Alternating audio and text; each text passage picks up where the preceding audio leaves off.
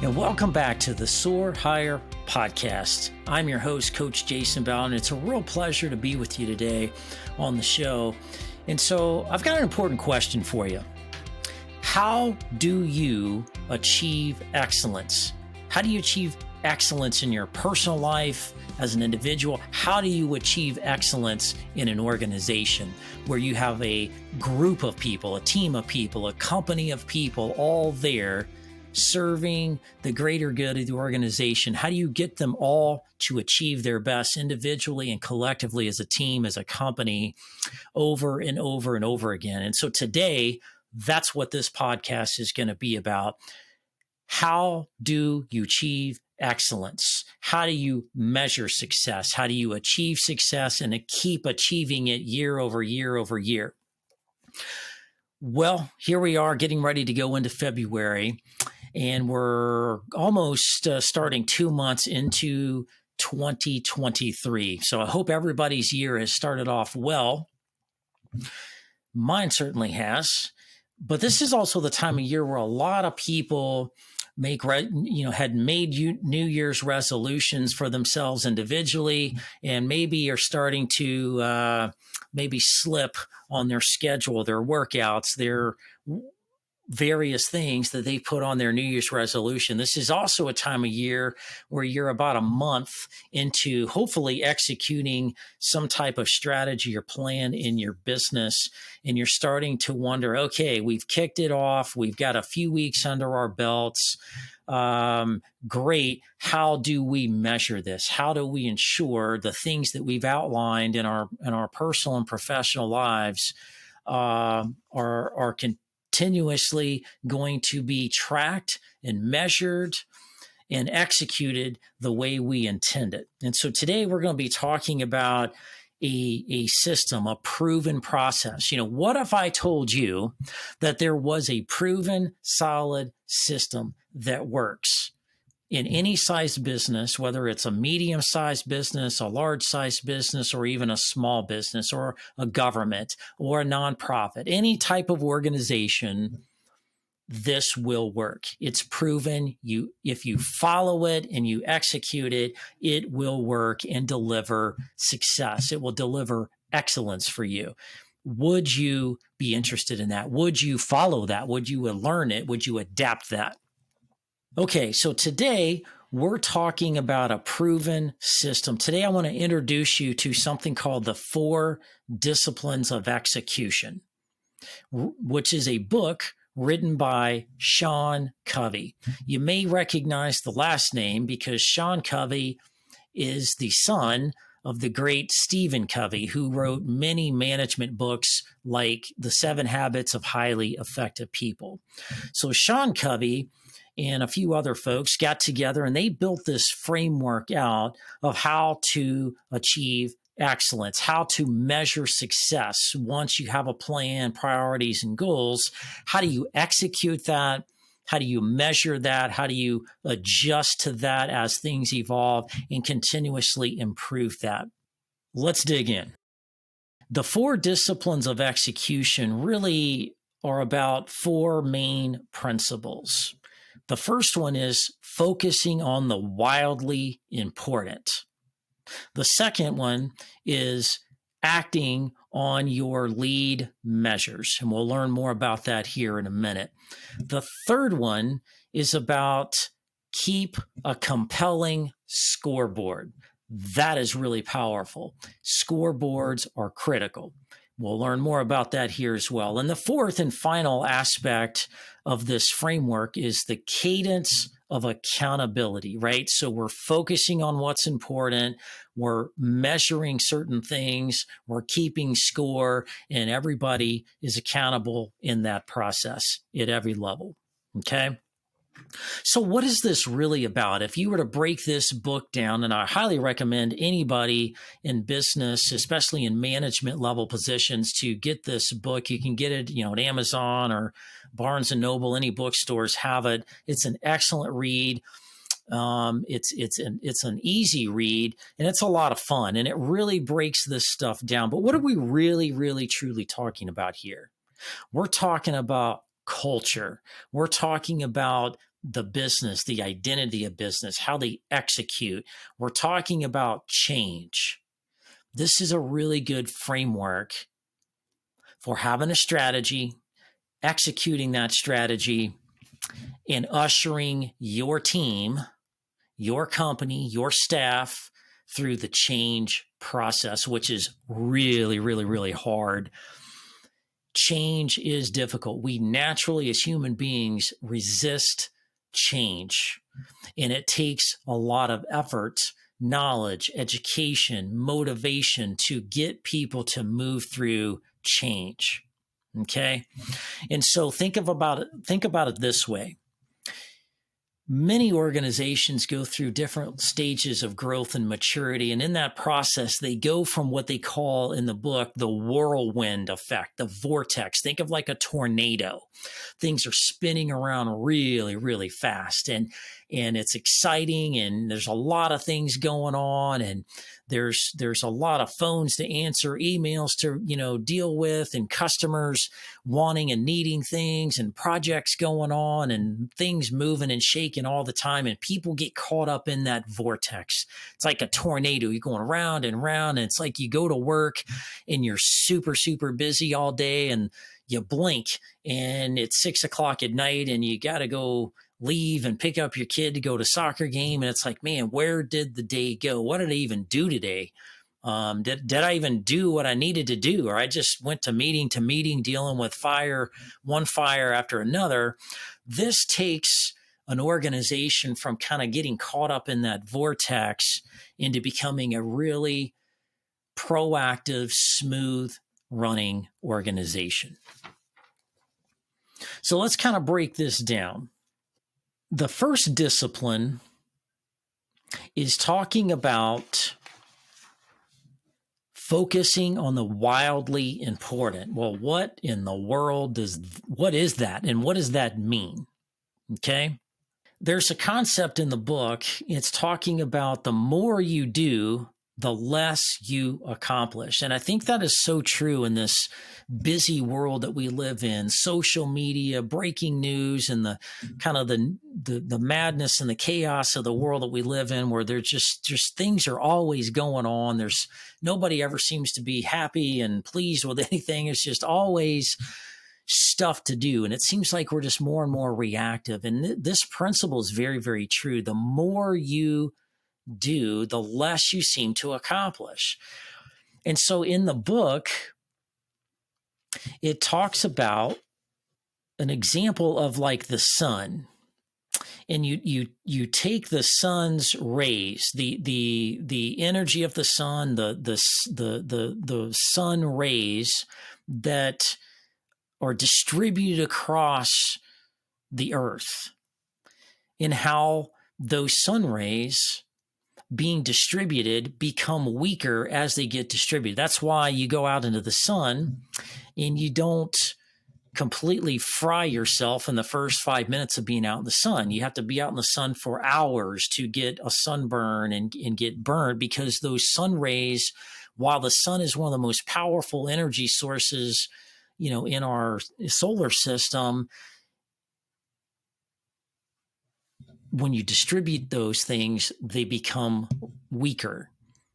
Whereas if you were to dial those in and focus those rays in more of a focused manner, that's like, you taking a magnifying glass and reflecting it off on the sun on some leaves. Or when I was a kid, I did this, had an ant pile, and I took a magnifying glass and reflected the sun's rays through the magnifying glass and focused that energy. And it caused the anthill to catch on fire and burn the ants up. I did that to a leaf pile one time, right? I grew up in the country, and that's what country boys do. When you grow up in the country, you find fun, things like that to do. But the point is, when you focus energy, when you focus something like powerful as the sun and direct those rays on a single source, that becomes power. You can get a lot done. And so This is about all the things going on and everything's a priority in this world, and really boiling that down to really what is most important, kind of categorizing your priorities into kind of umbrella type priorities. What really is most important here right now? Out of everything else, if we don't do anything else today, this is the most important. Sometimes that's about growth in revenue. Our focus is to grow revenue and profitability in this company by X%. Our wildly important priority is improving customer service from 4-star reviews to 5-star reviews. Part of our wildly important goals could be centered around building your team, making your team more experts, working better as a team, communicating better as a team, right? Everybody has wildly important priorities, but really dialing that in. I've been to organization after organization after organization as a business coach all the time, all over the world. And I go in and everything seems to be a priority. This vortex that we mentioned earlier just goes round and round, and everybody feels like everything's a priority. And if everything's a priority, nothing really is a priority. And so this forces you to really get real about what's really the most wildly important things you need to deal with. That if you solve these big, bold, wildly important things, that a lot of the other things get solved in the same process, in the same time. Where if you work on your team building, your communication as a team, taking things from sales to implementation, to delivery to a client, that will automatically improve your efficiencies in your process. That will automatically help you become better at driving customer service. So think about in your life, maybe on an individual level, where are you in your career? What are the most wildly important things that you really need to improve? Maybe as a leader, maybe you need to work on your leadership. Maybe you need to work on your time management skills so you're not late to meetings all the time and things dropping through the cracks. Maybe you need to work on your communication skills. I've been working with a particular client here just today on communication skills, and he was trying to communicate to his executive bosses at the executive level in the same way that he deals with his frontline staff in managing a project.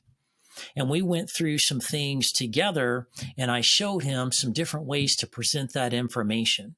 Things that the people at the front lines level and initial supervisor level need to look at and discuss are not the same things that executives need. It's too many details. They get lost in too many words and too many things going on. You got to distill that. You've got to communicate to executives in the way they need to be communicated with. So I gave him access to some executive level slides in PowerPoint for which every single project he's working has its individual slide that basically says, hey,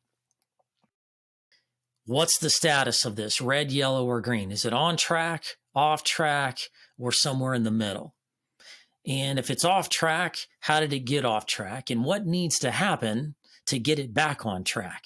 Who needs to do what? What do you need from the bosses to make that happen, to execute that and get it back on track?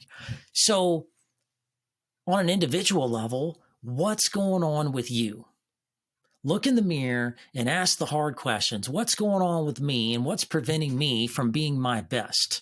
Am I measuring that? am I disciplined to doing those things and being honest with myself to go through that process? If you're a business leader, a manager, and you're running an organization and a team, think about what's most important to you. What's causing you the most trouble? Are you measuring that? Are you tracking that and communicating with that? Identify that. Get that level of clarity of what is most important to you. Okay?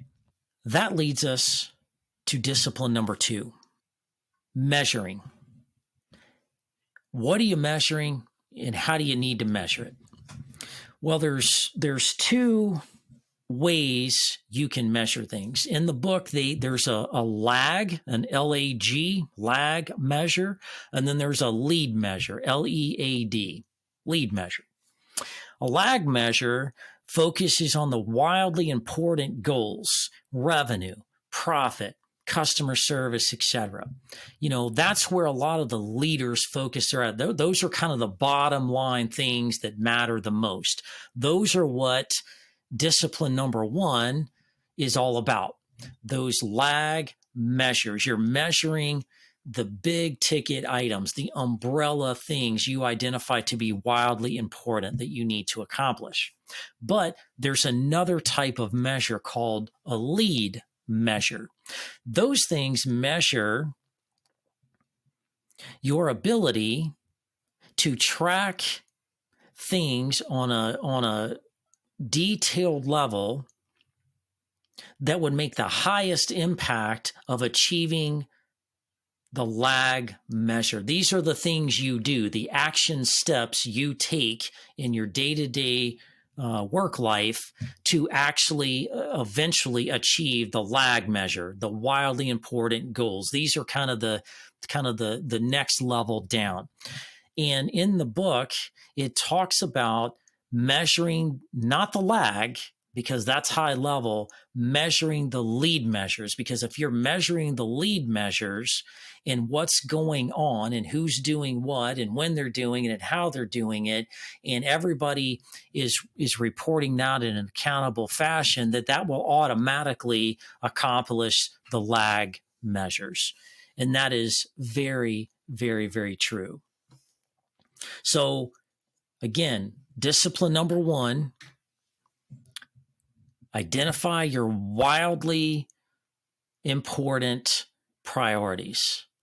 Really boil that down to 3, 4, no more than 5 things. Second, you want to track your lead measures, the things that you're doing that are putting you on the path of achieving goals in an organized, prioritized fashion. All right, that leaves us to the 3rd discipline, a compelling scoreboard. What in the world is that? How does that work? Well, let's think about sports. Sports is something we can all relate to. Have you ever noticed in sports, whether it's football, basketball, baseball, or lacrosse, or any other soccer, any other kind of sport, every sport has a scoreboard. Why? Why not just get out there and play? Why not just get out there and hit the ball and run with the ball and do what you need to do, right? Why do you need a scoreboard? Because the scoreboard tells you what's going on the field, what's going on in the game, where you are in the game matters, okay? If you're playing the game of football, right now we're in the season of the NFL playoffs and going to this, determining who's going to go to the Super Bowl. And so you've got a scoreboard. And so depending on what the score is in the first quarter of a football game, your playbook and the things that you do and the things that you execute and how you execute that may be vastly different than if you're in the last 3 minutes of the game in the fourth quarter and you're down a touchdown. All right. You may run a hurry up offense. You may go faster. You may throw more versus run the ball. You may do different things on defense to lock things down. There are, depending on what's going on and where you are in the game and how much time is left on the clock, for you to achieve the things you're trying to achieve in the game determines which plays you execute out of the playbook. All right. So in your company, question to you is, do you have a scoreboard? Like in the game of football, for example, there's 4 quarters broken up by 15-minute increments. Okay, well, in the game of business, there are 4 quarters. Right now, if you're on a fiscal year that follows the calendar year, we just kicked off quarter 1, January the 1st. And so we're 1 month in. What score is it? Is it the score you want? Are you ahead? Are you behind? What is the score? So no matter what quarter you're in, if you're, in the summertime going into the 3rd quarter, if you're going into the fall months and you're going into the 4th quarter, depending on where you are, do you know the score? Are you tracking the score? Does your company have a scoreboard? Most do not, by the way, but they need one. I will argue you need a scoreboard, because what's on the score and who's winning per the things you've identified to be important that you want to score matters. The other thing about scoreboards is that everybody's on the same page. Everybody knows what score it is. In the game of football, one team versus another team, both teams know the scoreboard. The audience knows the scoreboard. The people watching the game at home knows the scoreboard. Every single body, to include the referees, the game owners, everybody knows the score. Everybody can see who's performing and who's not. You need a scoreboard in your company that everybody can see, that's visible to everybody. That can be in the form of like a dashboard. That can be a TV screen on a wall when you walk in the office space. That can be a lot of different things, but everybody needs to know what the score is, and more importantly, what you're scoring, which goes back to discipline number 1. What are your most important things you're trying to achieve? And so if you haven't created a scoreboard, I would encourage you to create the scoreboard that accounts for all of those things. I'd even color code it, by red, yellow, and green, depending on what's going on. The things that are in green are going well and on track. Things that are in yellow are potentially getting off track for some reason. And things in red means you are off track. You need to take some corrective action to move the needle on whatever that is you're trying to keep score of. So if you're tracking customer service ratings through feedbacks, through Google reviews, or whatever that may be, somebody's got to keep score of that. We've received 20 new customer feedback forms this month, and 10 of them were a 3 out of 5. Okay, you're probably not tracking on the score. You're going to need to make an adjustment. If you're tracking your sales and the sales numbers aren't coming in where you think they should be, they're coming in too low, then the folks responsible for sales need to be having conversations about how to turn that around. What's not going well? What's causing the issues? So they can start executing and scoring the points they need to score when they need to score the points. But everybody has the dashboard or the scoreboard that's tracking all these things. You've got to build that. It doesn't have to be some major complicated thing. You can do it in an Excel spreadsheet and color code it. It doesn't really matter what system it's in. What matters is that you have a scoreboard. Everybody that needs access to it, everybody on the team has access to it and knows what the score is, so they know what they may need to do to continue to score the points you want to score throughout each quarter of your business journey for this year.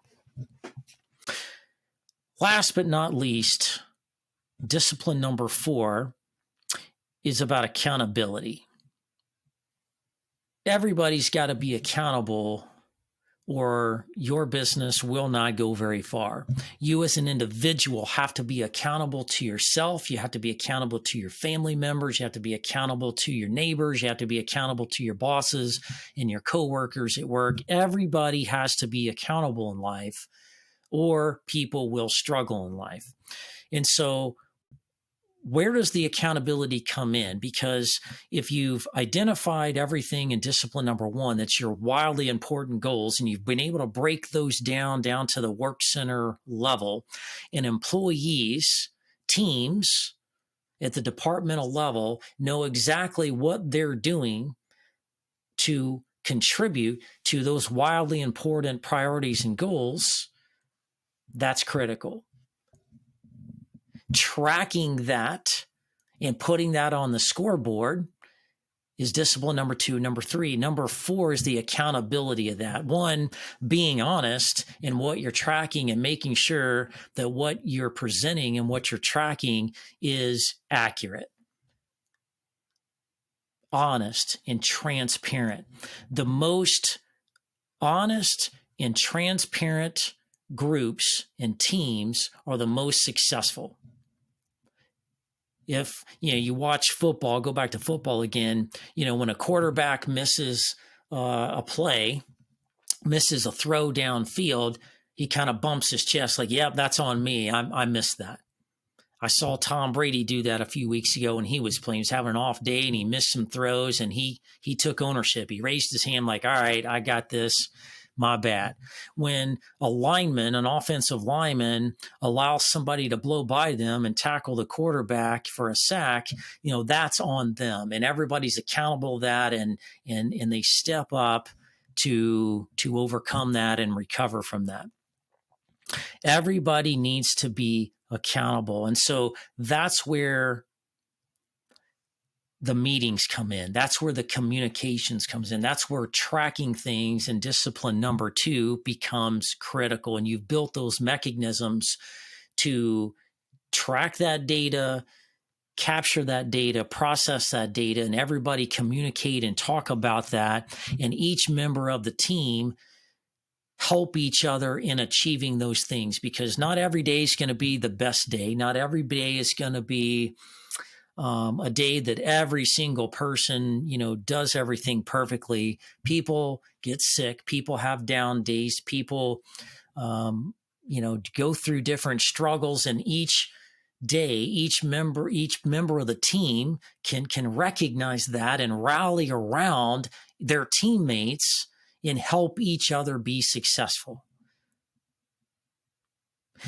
More importantly, each of the members of the team as a team can help define some of these things on their level, help them to define how they can be successful to contribute, because the senior leaders are defining what's wildly important. But if you're doing it right, the team members themselves get to define how that happens. What's the best possible way to achieve these things, track these things, measure these things, and make sure the scoreboard reflects those things so everybody's on the same page at the same time in a very accountable way.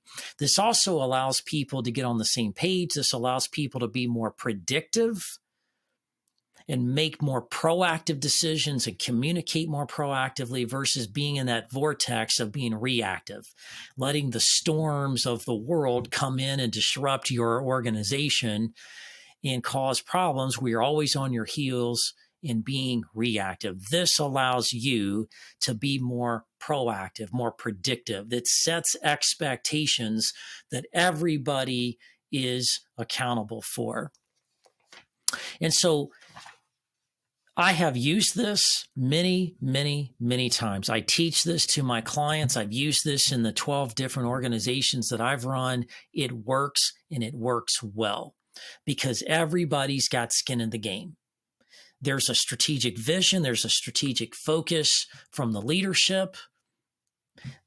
Then each manager, each individual employee gets the opportunity to further define those things and how best to achieve that, because they are the experts in each part of the organization doing what they do to contribute to the greater good of their clients and serving them well as the greater good of the company to achieve the important things they want to achieve and take advantage of the opportunities they want to take advantage of. And so I highly encourage you, if you haven't read this book, to go get a copy of the 4 Disciplines of Execution written by Sean Covey. Read that book. Take note of how this system works. And the book breaks this down on a very fundamental level and allows you to kind of cut through the day-to-day stuff and really laser focus on things that are the most important, that's going to move the needle and drive success for you. And that's what this is all about. This is what this podcast is all about, is helping everybody be more successful, giving people knowledge and tools like we're talking about today with the 4 Disciplines of Execution, to go in there and just kick butt and take names and be the best that they can be and continuously improve and leave the world a better place, which is all of our focus. I think everybody in the world wants to leave a legacy, wants to leave the world better than when we found it, and know that we contributed to something bigger than ourselves. And so I highly encourage you to read the book. And if you have any questions, feel free to reach out through the podcast and the show notes. There's different ways to get a hold of us there. We'd love your feedback and comments on that. If we can help you in any other way, feel free to reach out. That's all for today. Hope you have a great week.